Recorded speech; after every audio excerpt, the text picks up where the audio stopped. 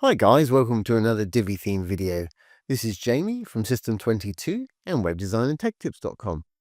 We got a fun one for you today, and you see this on a lot of sites. It's pretty fashionable. We've got some blurb modules here, and we've added a little triangle element to the bottom of them. When we hover over, everything's going to change color. Of course, you can link these to anywhere, and you can apply this to any module you want very easily. Then this is a great eye-catching thing to have on your site, really easy to do. So let's get started. I'm going to enable the Visual Builder. Once enabled, let's go down. I'll start a new little section down here, blue button to add a new section. I'll make it a regular section. In mine, I'm going to throw 3 columns. Obviously, adjust yours to tape. Like I said earlier, you can use just about any module you want for this today. I'm going to use a little blurb module with an icon. It's one of my favorite little modules there, and we've got a whole video just about blurb modules in our Divi for Beginners playlist. If you're interested in that, check that out down below. Okay. I think I just put in option. Let's say option 4, because I think I did option 1, 2, 3 and above. I'm not going to have an image. I'm going to change that for a little icon in a moment. Don't quite want as much content as that. Obviously, you'd have some real content to put in yours. Image and icons just down below here. Let's flip it around and we'll use an icon. I'm going to stick to round icons for mine today. And if we roll down a little bit further, you can link this whole module down below here. You can link just the title, or you can link the whole module. You can have the same link or different links in both. Always best practice, if you're linking to your own site, keep it in the same window. If you're linking off-site, open it in a new tab. That way your site's going to stay open. So let's just put a little link in there for the whole module. Great. Rolling down a little bit more. Let's give it a background. I'm just going to do a simple blue. Fantastic. Now let's style this up a little bit. If you noticed before with my ones above here, I've got an icon which we've got here, but I've kind of offset it so it's halfway across our top bar there. And we've got some text in the middle with a title with a different font. Really easy to do. Let's pop over to our design tab now. Now let's just turn all our text white by going into text. I'm going to change it from dark to light. And obviously you can change these individually down here, give them any styles you want.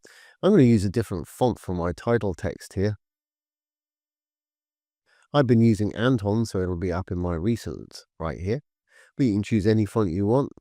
To audition one, just roll over it. It'll give you an example just like this. Great. I'll pop in my Anton. And I don't think I capitalized it. Yes, I did capitalize it. Let's capitalize it. Pop it in the middle. And I think I made it about 22 pixels. Obviously, you're going to want to adjust yours to taste. We can do the same for the text down below. Just click on the little pencil associated with it. I'm just going to pop it in the middle. Great. Well, let's give our little blurb module some space here, and then we'll move that icon in a moment. So still in our design tab, let's close up the body text. We've got spacing down below here. I'm going to leave padding at the top for the moment, but let's put perhaps 30 or 40 on the bottom. In fact, let's use 30 all around. We can change this in a moment. When I add my triangle, I'm going to want to up the bottom padding a little bit.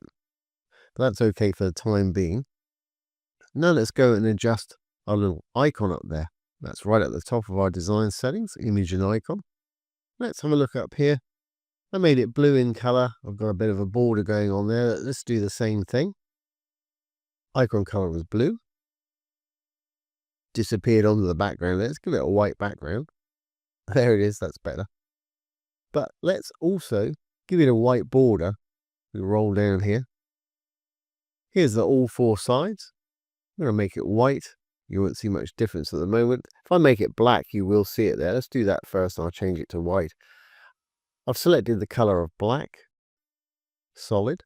And if we roll up, border width, the size that you want it. I want it almost the size of our little round bit there, which is probably about that, 3 pixels or 4 pixels. Great, but I want it to be round. I don't want it to be square. So if we roll up just a little bit more, we've got our rounded corners up here. This will be checked by default. It'll do all 4 corners at once. To make it perfectly round, we just need to put in 50 and the percent sign. Make sure you put in the percent sign, or it'll try and put in pixels for you. Let's just check at the top there. I think my border was just a little bit wider on that top one, so let's mimic that. Just going to up that perhaps 1. Now I'm going to change that to white in color. Then we're going to scoot it upwards by using a bit of margin. If we roll down a bit more from the colors, here we've got margin. Now margin, you can use negative values, which is something you can't do with padding. So you can actually move it upwards by giving it a negative value. So let's try negative 50. It'll put in the pixels for you. I think that's about right. Obviously adjust to taste. Yeah, that looks about right. Okay, well, let's add this little triangle element to the bottom. And to do this, you've got to write a little bit of CSS code, but it's very easy. I'm going to go over to my advanced. I'm going to go down to custom CSS. I'm going to click on the module elements tab. I'm going to use the before pseudo element for mine today. To tell it that we're going to add some content, I'm going to say content, colon. And then I'm just going to put some inverted commas in there to let it know that we want to put something in there. After those inverted commas, I'm going to put a little semicolon, and we'll add our little next line of text. Now what I want to put in there has to be absolutely positioned so it stays where we put it on all devices when we shrink the screen, etc. So I'm going to say position, colon, absolute. And again, we'll put a semicolon. If you don't do that, it won't read the next line. Now I want mine about 50 pixels from the bottom. And this is all dependent on the size, the depth of your triangle. I'm using 50 pixels for mine today. So I'm going to say bottom, colon, negative 50 pixels.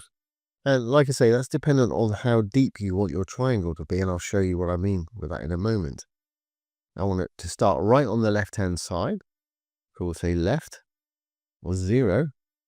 I want it to have a width of 100% of our element above. So let's drop down, we'll say width 100%.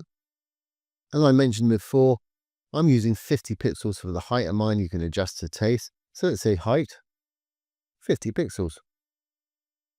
Now I know you can't see anything yet because we haven't given it a color. As soon as I give it a color, it's going to show up. Let's say background, colon. I'm just going to say blue. We'll change it to the correct blue in a minute. And there it is on the bottom there. But what we've actually got is an oblong. We don't want that. We want a triangle. So we're going to use a clip path to make it into a triangle. I'm going to say clip, C-L-I-P, dash path, colon. And we're going to use a polygon shape, P-O-L-Y-G-O-N. Load some round brackets now and give it the shape that we actually want it. And we're going to start off at 0, 0, 0, 0. And we're going to comma separate these values. Then we want 50% and 100% and 100%. We'll comma separate that one. And we'll finish off with 100% and 0 and 0. And as you can see, that's turned it into a triangle nicely. If you want that triangle deeper, then we can up our height here, make it 70 pixels. That'll make it deeper, but we need to offset the bottom one if you want to drop that down. So you'd have to make that 170 also. Let's just put those back to 50. And we'll make that triangle the correct color. And it's the default blue here. If we go down to our content and background, click on the color field, we got that color right there. Control C to copy.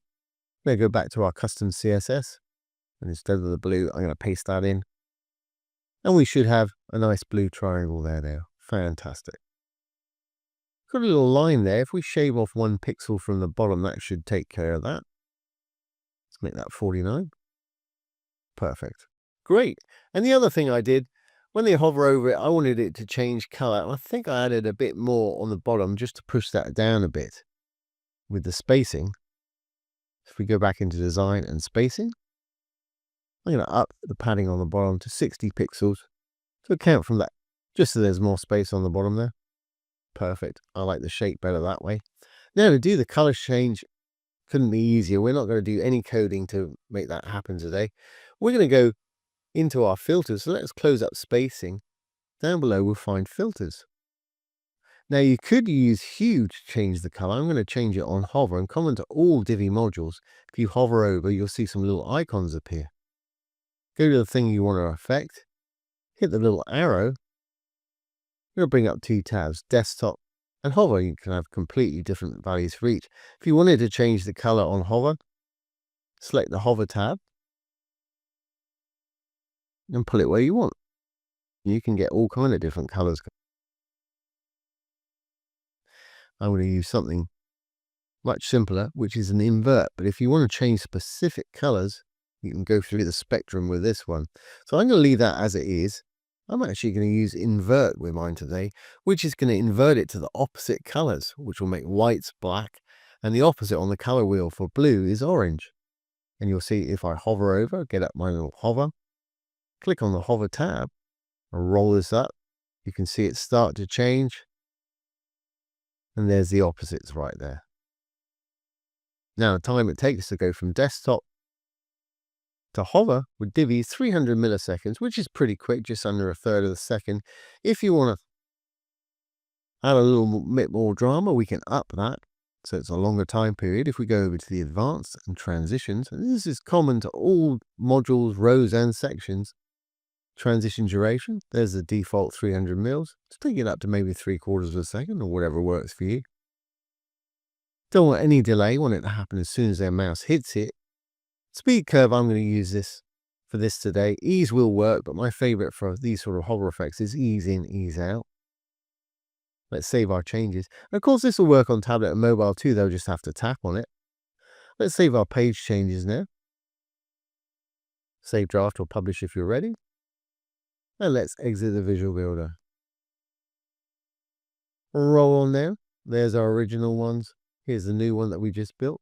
When I hover over, it's going to change, do exactly what we want.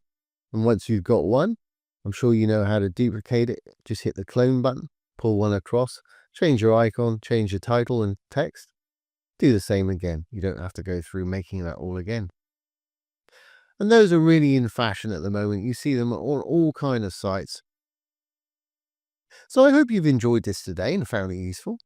If you have, please give it a thumbs up, ring the bell, comment, share, and subscribe to the YouTube channel. Don't forget, if you have any questions, put them down below the video. I'll do my best to answer them for you or make a little demo video like this one. So once again, this has been Jamie from System22 and webdesignandtechtips.com. Thanks for watching. Have a great day.